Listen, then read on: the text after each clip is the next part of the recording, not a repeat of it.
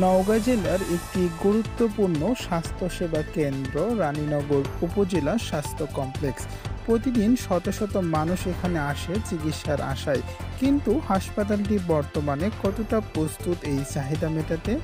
রানীনগর উপজেলা স্বাস্থ্য কমপ্লেক্সে চিকিৎসক সংকটের কারণে কয়েকজন চিকিৎসক দিয়েই চলছে স্বাস্থ্যসেবা।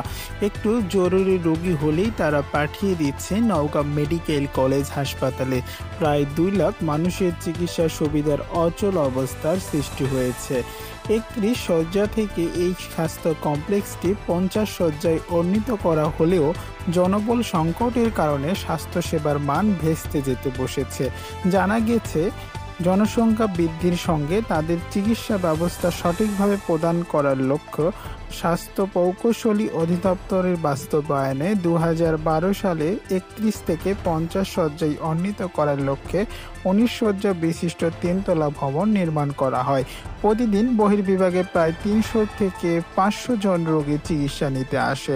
এর মধ্য থেকে প্রায় 20 জনের মতো রোগী সুচিকিৎসার জন্য ভর্তি করাতে হয়।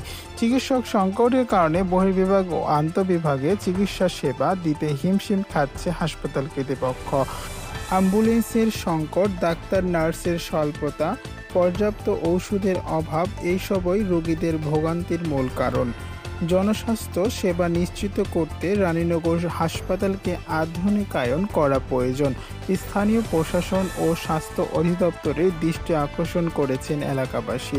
একটি কার্যকর স্বাস্থ্য ব্যবস্থা গড়ে তুলতে প্রয়োজন সহযোগিতা ও নজরদারি।